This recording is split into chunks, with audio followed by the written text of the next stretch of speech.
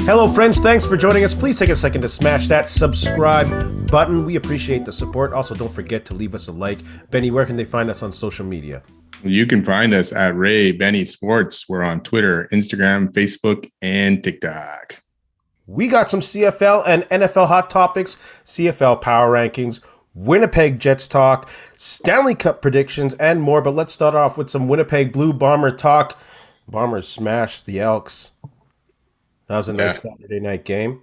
Yeah, it wasn't even close. That Bomber offense was unstoppable in that first half. Yeah, I mean, the only blemish was that late Colaro's pick, but the Elks had no answer, nothing at all. And how about your boy Dalton Schoen? This guy, rookie of the year, without a doubt. Oh, for sure, yeah. I mean, the guy can even almost be in the MVP talk, the MOP talk, a little bit, But absolutely. Yeah, definitely rookie of the year, no problem with that. Best receiver in the league right now, too. We did our little rankings last week, and right now after this week, I'd put Dalton Schoen number one over Ackland, whoever. So 14 TDs. That's insane. Or over 1,200 yards, over 60 receptions. And the last time a Bomber won CFL Rookie of the Year, 2012, was a receiver, Chris Matthews, who soon ended up in the NFL. So I wouldn't be surprised if he ended up in the NFL. This guy has hands. He can run routes. It'd be tough to lose him, but how can you not?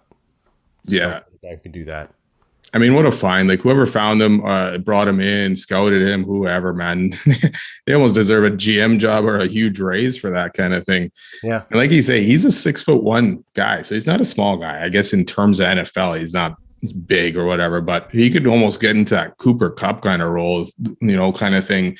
Because he's done it here, and he is like just the catches. He's open. He knows when to scramble. When Claros it's just like in his mind, hey, here's the open field. I'm going to go that way, and Claros can find him. It's just pretty good. It's awesome seeing that. And it's first year playing in the CFL, and he's adapted to the game so quickly. The league's that's a thing though. The league is perfect for a receiver like that. Who knows when he gets on a smaller field with much bigger players? Who knows? But I'd believe that he would be able to thrive in the NFL if he got the opportunity to be on a roster. Yeah, he's had a couple of chances. Well, chances really, but he's ended up on some rosters. But there's definitely going to be someone who probably takes a crack at him, see what he can do in training camp and that. Mm-hmm. The other crappy thing is then at that point, he's probably, making this roster for a bit, that roster, unless he sticks somewhere, right? So he's probably not coming back to the CFL for a bit, even though he'll take chance after chance in the NFL for sure. Yeah, where did he get signed with the Chefs out of university? There was I think there was something with the Chargers too. Yeah. And then the Chiefs were later on, I think. But then COVID kind of messed up some of his tryout opportunities, so he didn't really get a good look by anyone there. So possibly slipped through the cracks. Yeah. I hope he stays. Obviously, he'd be an all-time great if he kept on going at this pace. Oh, yeah. If you had Claros going for a while and Schoen going for a while, he'd definitely be putting up those numbers. I mean, it's great because we brought in Ellingson. They had Dalton Schoen. They didn't know what they had until the preseason game started.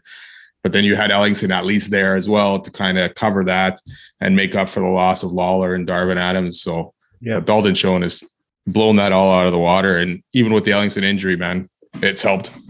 Yeah, they had a solid receiving core without him. Yeah, they wouldn't have been bad without him, but they're so much better with him. So I hope he stays. Yeah, me too. So when you talk about guys like Ellingson, and you consider guys like maybe Big Hill or Brandon Alexander, and the Bombers are in the West Final. They're hosting them. Tickets go on sale Tuesday for y'all season ticket holders. Do the Bombers start sitting guys? Do the Bombers start sitting their QB? What should they do? What do you think will happen? Yeah, with 2 games left over the next 3 weeks, I mean, 16-2, that record looks fantastic. It would look nice on the wall kind of thing. But at the end of the day, you got to be cautious. I think you play them a little bit, but you rest guys at some point in a game because of that other bye week in there as well, right? That's going to be 2 games over the next 4 weeks, and then you got the West Final, right? Because they'll get another bye in there. So it's tough. But I think you have to. The Grey Cup's the goal, obviously, right? 16-2 doesn't matter if you don't win the Grey Cup. Yeah. So I think you got to rest guys. Maybe play them a little bit So when in do you these games. when do you sit Buck Pierce? Buck Pierce, Zach he's back. Well, you better sit Buck Pierce. He might get injured any which way. Yeah. But like, when do you sit Zach Collaros? Do you give him a couple of quarters, bring in Drew Brown, or do you just get Drew Brown to start games, knowing that we have the West Final already?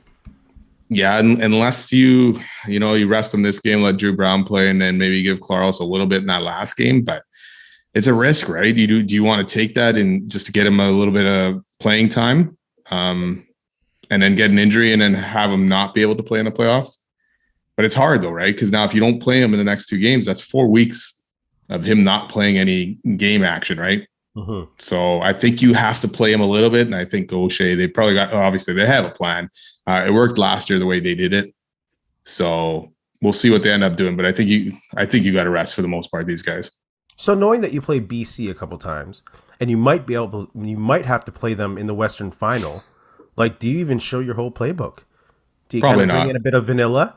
Yeah. And get the guys a workout, put some young guys in, and not show your hand to BC? Because they're still playing for spots. They have still stuff to play for. Yeah. I think that's what they should do. Yeah, you don't want to show too much in those games, and any new wrinkles, you're going to save them for the West Final for sure. Because you don't know who you end up getting if you're getting Calgary or BC in that game. Yeah. So you don't want to show too much out there. But has Collaros wrapped up the MOP with that 4 TD performance? For sure. There's no question. I mean, who else do you put him up against, right? I mean, the only one closest right now with obviously Nathan Rourke injured is Kadeem Carey, who's had a pretty good season in Calgary, but not to the level of Claros. And on the East, who's there? I can't even think of a guy that you would even put him up against, right? No. So like who is going to get in these? Ackland? He's on such a bad team, but had such amazing numbers. Yeah, no quarterback is getting it from there. Defensive player. Like even you had Sean Lemon. He's on Calgary anyways too. He's having a great season. So, But he's probably more up for defensive player than anything else. So yeah, I think do you have him up against nobody? Jeez. Maybe McLeod Bethel Thompson gets it because he's had a bunch of yards and he's had a decent season that wise, but he's been the only consistent quarterback in the East, really, right? Yeah, that's really stretching the word consistent. Yeah, I know. Not that Collaros has had a good game every week. He's had a couple of weeks where he's looked like he's struggled along with the rest of the offensive unit. But when you're hovering around 60%, 70% passing, he's already cracked 4,000 yards, 35 touchdowns. Man, if he wins a chip this year, I think O'Shea and him are statue worthy. I don't know if you put them together on one statue or each has their own, but they better find some real estate if they do win a third in a row. Well, yeah, and they're gonna have to back up that Brinks truck to O'Shea because he's basically a free agent after this year, right? So you're not letting him go anywhere. So Toronto is gonna go all in for their boy O'Shea. They're gonna go all in. Mike Pinball Clemens wants his best friend on that squad. They could, yeah, and then O'Shea gets to move closer to home, obviously there. So yeah, it'll be an interesting offseason. It'll be interesting either way, even if they don't end up winning or they win, right? There's still someone's going after him. Toronto probably after O'Shea to see what they can entice him. But at the end of the day, you still have a salary cap for coaches' contracts, right? Yeah. So you can only offer so much unless you're offering a backroom kind of deal. He's built something beautiful over here. He's built something beautiful. Yeah, and your legacy, I mean, if you can keep it going, even if you don't win every year, but you're winning every other year or something like that for the next 5 whatever years, right? Your legacy after that is cemented here and you're going down as one of the greats. And, Winnipeg fans will love you forever after that. I mean, they'll still probably love him forever, but we'll see. In celebration of Thanksgiving, what should each CFL team be thankful for? Let's start with the BC Lions. Let's go from west to east. What should BC be thankful for? I mean, obviously he's hurt right now, but Nathan Rourke. I mean, if the season he was putting up, there's probably a better chance that he now comes back and plays for them again next year. Mm-hmm. But yeah, they got to be thankful for Nathan Rourke. I think they've got to be thankful for getting Vernon Adams because if they didn't, they wouldn't even be in the playoff scenario. I think they might be on the brink, surviving with Saskatchewan, but I don't know how many more games they would be horrible with Pipkin and O'Connor. Yeah, and that's the other thing with Rourke. If they didn't have the caliber of Rourke, they probably wouldn't even be in the playoff race at all. Considering if they started off with Pipkin and O'Connor or whoever at the helm beginning of the year. So let's go next to the Edmonton Elks. They should be thankful that there aren't many fans in the stands to watch this home streak continue. What a joke. Poor Edmonton. What should they be thankful for? At some of these teams are so hard to figure out what they should be thankful for. I'm going to go with Cornelius. He has progressed a little bit this season, looks a little bit better than last year, so we'll stick with that. Well, be thankful, I guess. And they got a nice Canadian quarterback on the roster, so maybe be thankful for that. What do you got for the Calgary Stampeders? Jake Mayer. They got to be thankful for Jake Mayer and the way he's come in and filled in for Bo Levi. Yeah, absolutely. They'd be also lost without that quarterback. Who knows? Yeah. I think they should be thankful that there's no end in sight for this Dickinson Huffnagel leadership team. They seem to be a pair that's going to stick around Calgary for a few more years, and that means they'll be competitive all the way through. Yeah, and they can always find quarterbacks, those guys. Yeah. What is Saskatchewan thankful for? Again, another tough one because the way that things have gone. But I put, Grey Cup is in town. They can make some money off the Grey Cup. Yeah, they should be thankful for that. Yeah. I think Saskatchewan should be thankful that they're not a far drive away from watching a very good football team in Winnipeg. That's what they should be thankful for. Winnipeg. We should be thankful that we're watching one of the best teams in league history. Yeah. Even though if they do sit their players and lose the rest of their games, and they end up with 4 losses, they're still up in the ranks of teams that won 15-3, like the Baltimore Stallions, the 2014 Stamps, the 2009 Owls. They're in that category of greatness, but they have to win a cup to be in that category. Yeah. I'm going to say thankful for a great coaching staff, front office, scouts, like from top down. They built this thing to seem like to last for a while. From Wade Phillips on down, or Wade Phillips. Oh my God. Oh, yeah. Okay. Anyways, from the top on down. Wade Miller. They've built it very well from him down. And even, I'd say if for any reason O'Shea left or something, or some of these GM or say Danny Mack or Ted Govia got hired somewhere else, I think they got enough stability in there that they could grab someone else in there and kind of not miss a beat kind of thing. So the way they built it. So it's going to be a test at some point. Guys are going to get hired from this team, right? So absolutely. What should Toronto be thankful for? A great defense. A defense that's given them a chance in every single game. I think Toronto should be lucky they're not playing, or thankful that they're not playing the Skydome no more, or their crowds would look even worse on TV. Oh, yeah. 1,000? 1% Toronto. I'm going to say that forever. 1%. Get 25,000 people out. How hard is that? Do your job. Do your job. Market that thing. Huh? Market that thing. No, it's too lazy. They're using it as a write-off so they can spend more time on their soccer team and their basketball team and their hockey team. I don't even think their soccer team didn't make the playoffs, right? Well, still, they invest money into that, and they complain. And how about them Jays? Oh, the Argos are ruining our grass. Get out of here, ruining the grass. Hamilton, they should be thankful for having a great owner in Bob Young. I love that guy. He's the greatest owner in the CFL, I believe. They should be thankful that they're currently in a terrible division and still have a shot at the playoffs. Like every Eastern team. Does Ottawa still have a chance? Of course they do. Yeah, they do. They do. So, yeah. They play. Yes, they do. They do. Play Hamilton twice. Oh my goodness. See? That's why the playoff format must stay the way it is. If Canada loses Eastern Conference halfway through the season, they're done. TSN's going to be like, take your money, forget you. Thankful, Montreal. I think they should be thankful that they have Calvillo on the sideline to remind them of the good times. Yeah, for sure. It's not the greatest of times right now, but Calvillo was great back in the day. I know. 2009. I'm going to go thankful that they got an engaged owner who's kind of making a push to get more fans in the stands and engaging fans on Twitter, not just guys, but people on Twitter, and doing a pretty good job of it so far. I don't know what's going on with that Gary Stern situation, if everything's resolved or what. Hopefully that mess gets cleaned up by the end of the season or something. So we don't want to be searching for another Montreal owner after that. What should the Ottawa Redblacks be thankful for this Thanksgiving? A good fan base that keeps coming out to games. Yeah. Yeah, I have the same thing, and they wouldn't have that fan base if they didn't win that Grey Cup a few years into building this team. So they should Yeah. be thankful for that Grey Cup a few years ago. Thankful to Henry Burris, who they should be calling like crazy to be a possible coaching candidate. Although I still support Bobby Dice. Yay, yay.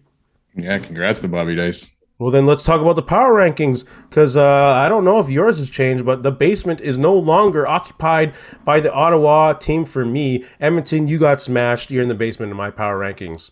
Yeah. I got Edmonton as well. Number 9. Yeah. Off-season mode is activated for the Elks. That's all I can say there. You got smashed big time.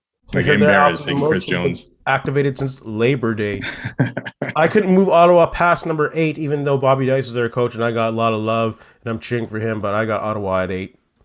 Me too. Congrats, Bobby Dice. Big win. Way to take it down. Montreal had a last chance to get that game, but Ottawa hung tough. Good. Who do you got at 7? Your boys from Saskatchewan. How are they my boys? Would you like to explain? Go ahead, explain. No, wait. No, go ahead. I'm going to have a little bit of this mad scientist. Explain how Saskatchewan's my boys. Tell the friends how they are. It was just a joke. It was just a joke. They're not your boys. They're not your boys. Sure. I got nothing. I got Saskatchewan at 7 too. They're just horrible. Good first half, terrible second half. Couldn't get anything done. Fajardo, couple TDs, 2 picks, but sacked 7 times again. Oh, blow it up. Like, come on, man. You're 6-10 now. You got a back-to-back with Calgary to end the season. It's not looking good. Brink of the playoffs. You're hosting the Grey Cup and you sit on your hands. You're playing a team that isn't very good either. This is your chance to wrap that up, and they couldn't even get it done. Yeah, they're done, man. There's no hope in Melonheadville. Who do you got at 6? I got the team that beat them at 6, Hamilton. Big win. Running game was awesome. Dane Evans was Dane Evans. Didn't do much. 2 interceptions, but Wes Hills, 132 yards. So he looks like a stud. He looks like that's another thing. Saskatchewan. This was a playoff game pretty much, and they couldn't show up for it. Absolutely. No, they crashed and burned in that second half. Like, they just nothing, man. You're up 14-0, or no, sorry, you're up going into the second half, and then 3 field goals by Hamilton was enough to win the game. What a joke.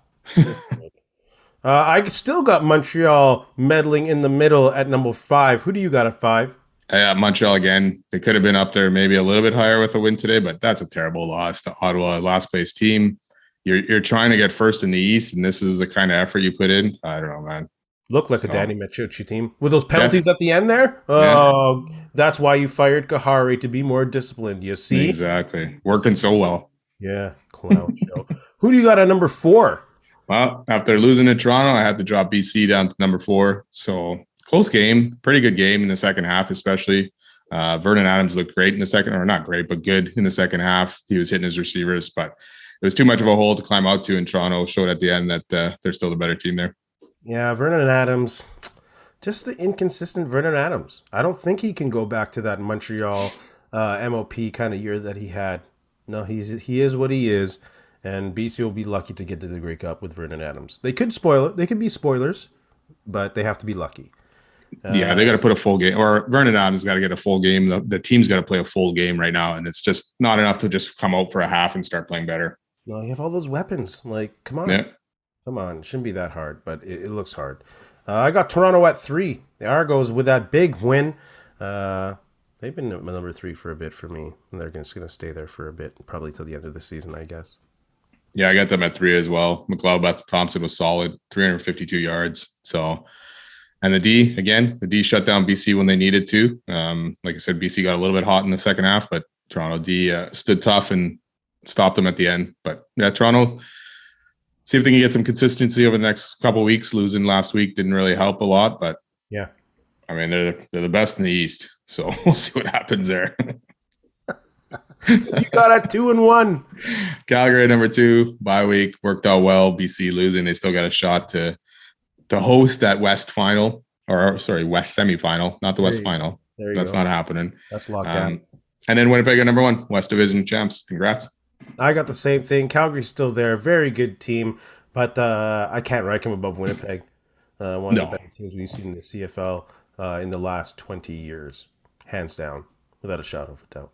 I'm going to go out on a limb here and probably say that the Bombers end up at number 1, even at the end of the season. Probably. Before playoffs, but whatever. Without a doubt. And probably even past that. We'll see. Friends, don't forget to put your comments in the comments section. Where else you going to put them? What are your power rankings? Will Zach Collaros get the MLP? What is your Bomber talk? Any other CFL talk? We'd love to hear it down there. Thanks for the comment last week about Lawler possibly almost being a Bomber with a deal kind of in the works, or at least some inquiries, and the injury kind of ruined that. That would have been crazy. Oh, that would have been awesome. Holy cow. CFL, you're lucky. You're lucky. Yeah. Let's move on to some football south of the border with some NFL hot topics. Let's start off with the roughing the Tom Brady call. What a joke against Atlanta, possibly costing them the game. Your thoughts on that? Oh, terrible. Terrible call. Like, it's just, is it getting to the point where this play could quickly be reviewed upstairs and shot down going, hey, that wasn't a penalty, or maybe even allow it to be reviewed by coaches even at this point. But there's way too many times this is happening. Like, all he did was roll Brady over. It was one of the softest sacks I've probably seen, and it ended up being a rough in the passer that, like you say, Atlanta had some momentum in that game. They get the ball back, who knows? That call would not have been made if it was any other quarterback. Maybe Aaron Rodgers also, if he complained. Like, Tom Brady had a little baby's fit on the grass there, and that's why the flag was thrown. It totally reminded me. I don't know if you've seen this clip of Michael Jordan. He was playing for Washington at that time, so he wasn't as good. But there's a kind of foul in the air, maybe not contested, and Jordan goes to the ref. He's like, yeah, he had 2 hands on me. The ref's like, okay, tweet, hands, 55. He's like, I'll believe you. I didn't see it, but I'll believe you. That's what happened here. Yeah. That's what happened here, and that's bull garbage. That shouldn't be happening. Like, you're taking all the physicality out of football. I get it. You want to keep people safe, especially after Tua got his head slammed into the ground like that, but come on, let them play football as well. Well, there was another terrible call in the KC Vegas game where Chris Jones sacked Carr, and you can see him kind of letting up or putting his left arm down to kind of brace the fall, but they called him piling on or whatever the penalty is. Plus, it ended up negating a fumble that Chris Jones got out of Carr. It was a big play. It ended up getting Vegas 3 points. So there's got to be something. They got to look at something here. Oakland, bro. And then speaking of you wearing the jersey, the Steelers jersey, Pickett got nailed in the legs yesterday, and there was no call on that. So refs are chumps. People saying that NFL reffing is better than CFL reffing, they better look at that in the mirror. I didn't see that many big mistakes in the CFL reffing this weekend. No, terrible altogether is terrible. Reffing altogether is fairly terrible, no matter what league or sport. So, like, if you're gonna call those, just call a sack when the quarterback's wrapped up. Tweet the whistle right away. Blow the whistle right away. Yeah, as soon as you see a guy getting close to someone or a quarterback, end the play. What a joke. NFL again, no fun league. Which team, and we're still going to talk about it, and no fun league. Which team's start to the season is an illusion in your thoughts, bro? I have a couple. Yeah, I have a couple too. Maybe we got the same ones, but I'm interested to see how the rest of the Minnesota Vikings season goes from here. Mm-hmm. They haven't had the toughest schedule to start. They beat Green Bay, who's the only other one with a winning record, or the only team with a winning record that they beat. They got beat down by the Eagles, and then won only close games against Lions, Saints, Bears, who are not the greatest teams in the league. So I'm interested to see if their schedule gets a little bit better, if they'll fare and still continue on, this 4-1 start. Yeah, I agree. Actually, I kind of want to buy into Minnesota, and I can't because they're Minnesota. But even in these games, they ended up winning. Like the Bears, they were losing at some point yesterday. The Lions, they were losing at some point. The Saints, it hit the field goal attempt to tie the game, hit the crossbar. So double doink. I'm looking at the Saints. If they get fully healed and get that running game going, and like I said a couple of weeks ago, they got to put some more plays with Taysom Hill. And look what that guy did. But it's Seattle. 2 touchdowns. Yeah, he was on fire yesterday. Seattle's D is terrible, though. That guy adds a different dimension into your you have that. Oh, for sure. Yeah. Like, he might run it, play option. He might go deep on it. He can throw the deep ball. They got to use that guy more often. He just throws so many wrinkles into the offense. It's hard to prepare against him. So I want to see them use him more. And I think they might actually climb out of this, especially in the NFC South. It's looking kind of iffy. Yeah, they got it. We've talked about this before, though. They got a tough schedule coming up, so it'll be. They probably need Jameis Winston as well back because he adds a little bit more than Dalton does. So Oh, Andy Dalton. Oh, goodness. They Yeah. need to get Winston back in there and have a two quarterback system with Taysom Hill. That's the Yeah. reason why they signed him, so use him. Yeah, for sure. Who's your other team? Again, it's another team that's 4-1 right now, and it's the Giants, Yeah. who just beat the Packers like the Vikings did. But again, they beat the Panthers, Titans, Bears, lose to the Cowboys. The only other team in there with a winning record is the Titans, and even they are iffy. So it'll be interesting to see what happens with them for the rest of the way. But so far, good job by Brian Dabble to get him going. But I don't think it'll last. Yeah, I have the Giants also, and I can't buy in. And like you said, Brian Dable is doing a great job in New York, but I'm just not buying into that roster. I don't think we'll see a full collapse, but I do think by game 17, this team will not be in the playoffs. No, probably not. Is Aaron Rodgers overreacting to loser talk in the dressing room? You know what? I think he's more trying to maybe diffuse the talk or the situation and shut it down. He's the type of guy that probably doesn't want to hear guys talking about, oh, we suck, or we're gonna if we lose next week, holy crap, look out, kind of thing, right? Mm-hmm. So I don't think he's overreacted to it. I don't think he likes it, but even Rodgers has not played well so far this year. On top of the struggles for Green Bay.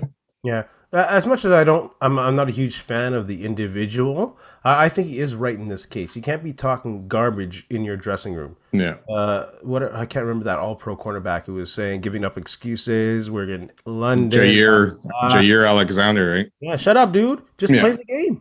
You know, the other team's also going through the same things as well. And it does. If you start talking like that, that culture manifests itself. So I'm fully on board with Aaron Rodgers. I don't think he's overreacting it at all. You got to shut that stuff down. You do, for sure. Because, if they now, okay, you put it in everyone's head. If you lose next week, oh, look out. So now you lose next week, then what happens? It gets worse and worse from there. Exactly. So, I do agree with him on this. You want to shut it down. But he has to. Green Bay has not looked right so far this year, even in the games they've won. Rodgers doesn't look quite like himself. He's not even hitting the long balls like he usually does. So it'll be interesting to see what they do or what they come out next week. Yeah, their GM put too much faith in the arm of Aaron Rodgers. When you let Scantling go and Adams left, that was not a good thing. No, so you got your faith. Plus, you're a lot of faith in the young guys. You know, like they did it yesterday. The short game and the running game carried them in that first half. Then they tried to open it up and throw it downfield more. And Rodgers was 0 for 5, I think it was, from 20 plus passes, kind of thing. Yeah. 20 plus yards passes. So he's struggling in that way. And I think it's probably just a combination of him and his receivers not being on the same page. And the defense. That was supposed to be an all-world defense. And let the Giants come back in this. Yeah. Give me a break. Yeah, Barkley was running all over them. Maybe their start is an illusion. Well, even Rodgers had said, he goes, the games we're winning is not sustainable. At some point, we're going to end up losing the game. And that was yesterday, right? A close game. They couldn't get it done. Yeah, the man might be goofy a bit sometimes, but he knows what he's talking about when it comes to football. Yeah. Let's talk some NHL hockey, specifically Winnipeg Jets, NHL season preview, NHL Hot Topics. What's going on with Brad Lambert? Contract not done yet? Still up in the air? Not an entry level? What do you think is going to happen there? Or what is happening there? Yeah, we'll see what happens. I mean, he ended up getting sent down to the Moose of the AHL, right? So he's there still in the organization. I bet they'll work that out at some point. Hopefully. And get that 3-year entry level contract.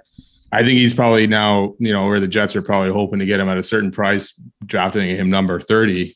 But he has shown in the preseason he is a little bit better than that, maybe. So, might as well see what else you can get. Obviously, there's no rush to get him that contract, but I'm kind of glad he ended up with the Moose instead of getting sent back to juniors, because at least he can play those minutes, play with, in a men's league kind of thing, and get a little bit better. And he's still available if the Jets need him at some point. And get stronger. Yeah. The speed's not the issue.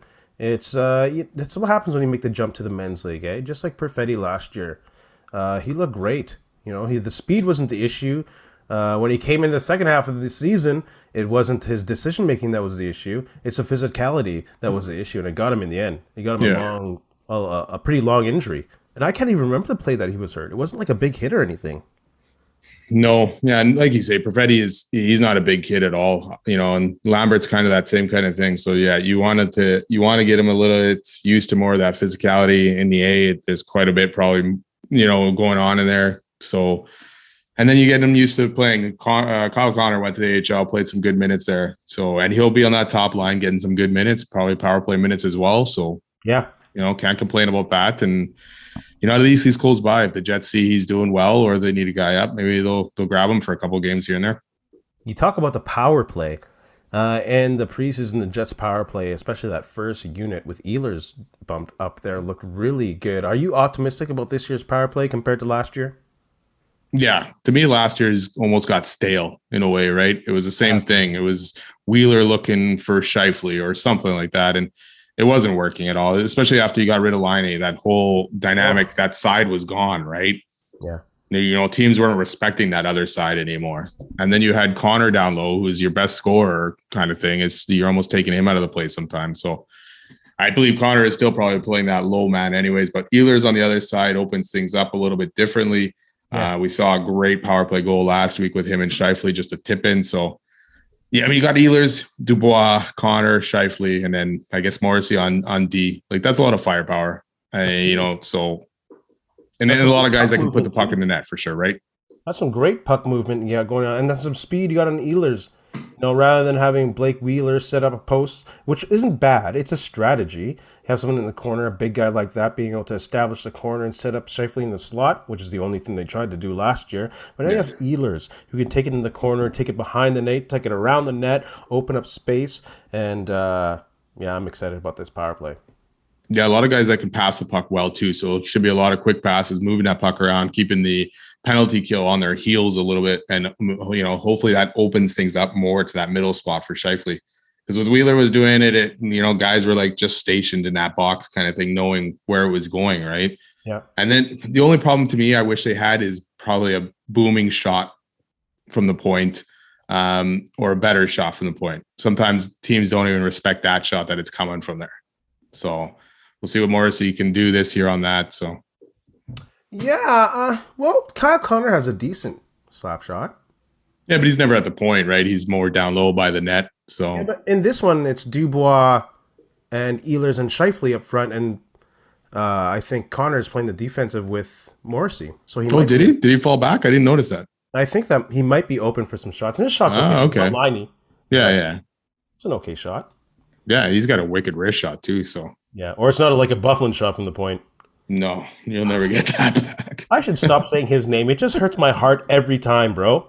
Can we just bring him that he'll just come out in the power play and take some shots? Wouldn't that be awesome? I'd take him on the ice for that. Oh, sure, yeah. On the ice for that, for sure. I'd for sure put out 11-7 for that. Yeah. Hey? That's the only time I'll agree to 11-7. Let's look at the Jets and their first week of the season, their first 4 games. How do you see the first week of the Jets season going? They start at home with the Rangers, and they're on the road with the Stars, Avs, and Golden Knights. That's tough, man. That's a tough start. Yeah. We're going to learn a lot probably about this team in that first week, but I hadn't really looked at their schedule until today, and I was like, whoa. We'll see how the Stars are, new coach kind of thing. I don't know if Jamie Benn is still out or whatever. So maybe they got a chance in that one. Rangers will be tough. Obviously they had a wicked season last year. The Avs, again, Stanley Cup champions. So that's going to be another tough one.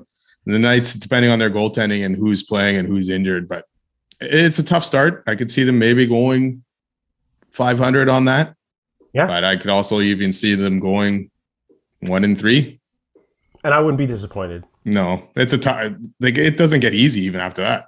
Yeah, like the Rangers at home, I think they might be able to pull out, and they might take that excitement on the road and beat a Stars team. But I think Avs are a tough ask to take with a time zone and such a good team, and then going to play a solid team with the Golden Knights on a 4th game, the 3rd on the road.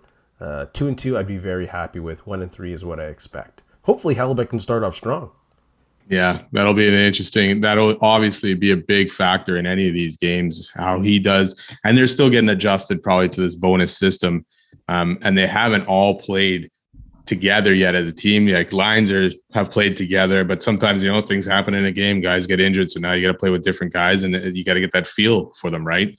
Yeah. So, but I looked through the whole month of October and it was tough. Like they got the Leafs right after that, after these 4 games. So.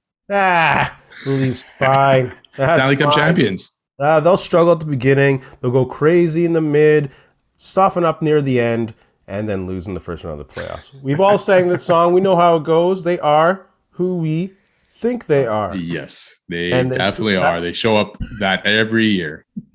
I shouldn't be laughing. This is their year. They got the goaltending this year. And it's weird that what? It's weird that we didn't hear much about Hellebuck in the offseason. He had No, kind of rough season last year. He had a bout with COVID. Then he had a bit of a hissy fit in regards to going to the Olympics. So hopefully this year, like you said last weekend, he bounces back.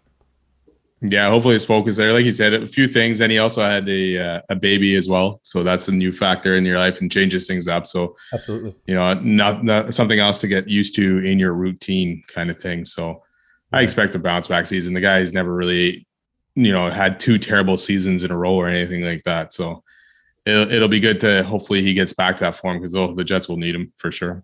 I'm hoping the defense plays well around him. I don't want him to get frustrated and sick and tired of, and really for the needle to start moving to, I want to leave Winnipeg come free agency, because he's coming up 2 years. Yeah. Yeah. Yeah. And you can't replace a goalie like that. Especially No. when you're in Winnipeg. No free agent goalie is going to come unless you overpay him to Winnipeg.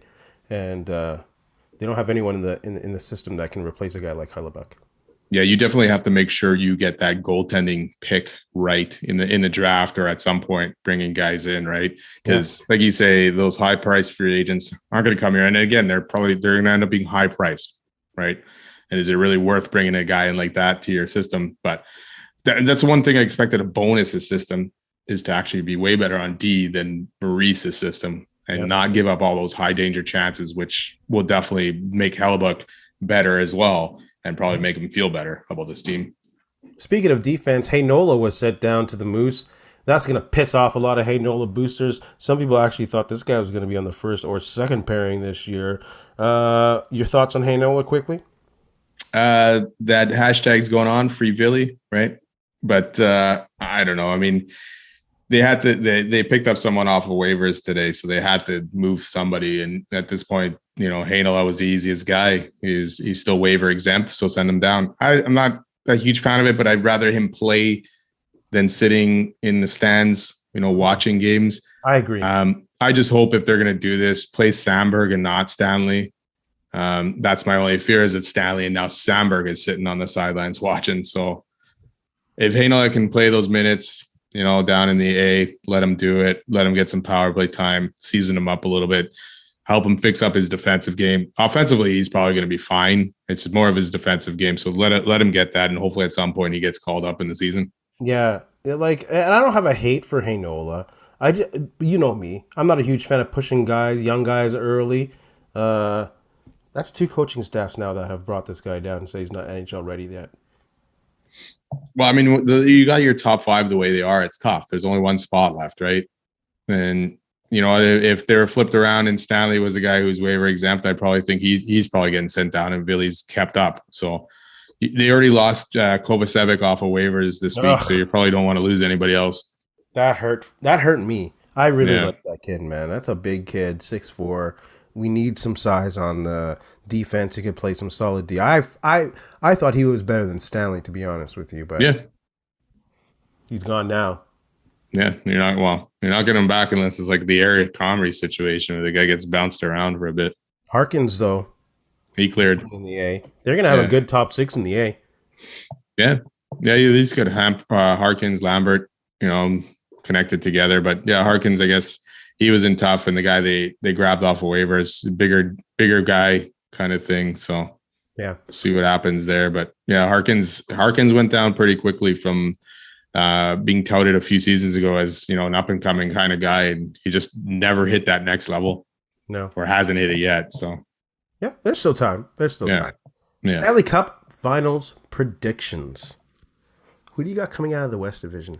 Man, this was tough. I was looking at it. I was trying to rank some of the teams and look at them and see who can challenge. I ended up sticking with the Avs, going back to the Stanley Cup Final. I looked through the other teams. Edmonton, I'm still not sold on their D and their goaltending. They're probably the best team in the Pacific division for the most part, unless Vegas can get it together. But yeah, I'm sticking with the Avs in the West. You don't like Calgary in the Pacific? We'll see with their new guys, man. We'll see Oh. with their new guys how they can gel together and where they go from there. Markstrom stood on his head quite a bit last year, so we'll see if he can bring that together too. I like Calgary's additions this offseason. I like them too. I have nothing against them, but they got Max Pacioretty too. No, he's Calgary. No, he Carolina. Carolina, yes, but he's hurt. So I got Calgary Flames coming out from the West. Like you say, Markstrom stood on his head last year, and I really like Daryl Sutter. I like Daryl Sutter. He's a great coach. What impresses me? W's. I love that guy. So I think he's going to take him to the... I think he needs redemption from that Iginla Stanley Cup thing. Oh, man. He was a coach there, right? Yep. Okay, good. That would have sucked if I was wrong on that, too. For the past 3-4 weeks, I've been wrong on a lot of stuff. I got to get my stats straight. But I got Calgary from the West. Who you got from the East? Speaking of Pacioretty in Carolina, I took Carolina. Me too, my friend. Another team, a team they've gotten close. They got the firepower. They got a good team. They got a good coach. Not always the goaltending. Frederick Anderson getting hurt last year probably hurt them a little bit in the playoffs. Absolutely. So yeah, I'd like to see them kind of that full season have Anderson going into playoffs, but they got a lot of talent on that team. Who do you got winning it all? I'm going to go with the Avs repeating though. I still think Carolina is not ready to beat the Avs, so we'll stick with that. I got Carolina beating the Calgary Flames to win it all. Friends, put in your... this comment section, every time I talk about it, I don't know what to say. Friends... Your comments in the comment section. Or both of us will say it, and then neither of y'all can hear what just happened. Bernardo, what should they do? Put their comments in the comment section. About the predictions of the NHL season. Benny, you got a shout out for this week? Going back to the Bombers again, and we talked a little bit about this, the scouting department, Danny Mac, Ted Govia, and anyone else who's part of that department. Shout out to them and the players they've found and the depth they've created. It's a huge part, a big part of this team to keep them rolling the way they are. Even when injuries happen, next guy up, and he's filled in very well. So shout out to them. Wow, friends and neighbors, we don't usually share who our shout outs are. So we're going to double dip in the shout outs this week. Are you serious? Danny McManus, especially a shout out for getting on the Hamilton Tiger Cats Wall of Fame. He was an amazing quarterback. Was he the last QB to win a Grey Cup in Hamilton? Yep. Ugh, that's a long time ago. Well, yeah, they're next in line with that drought. I mean, next in line. They are number one. They were next in line after the Bombers. Sorry, I meant to say that didn't come out. You don't need to revisit clearly. those sad days. Last time the Bombers won a Grey Cup before this, Danny McManus threw a touchdown to Rick House at the end of the game just to, really stomp on the Edmonton, whatever their name was back then. So shout out to Danny McManus. Benny, you got anything to say to the friends? You know what? Just thanks a lot for listening. Shout out to all our listeners as well. So, you know what? Have a good week. Man, I can't talk this week. And in the famous words of Muhammad Ali, I should be a postage stamp. That's the only way I'll ever get licked. Hey, friends and neighbors, don't forget to check us out online on Facebook, TikTok, Instagram, and Twitter at Ray Benny Sports. And don't forget to check out our YouTube channel. Leave a like, leave a comment, tell us what you think.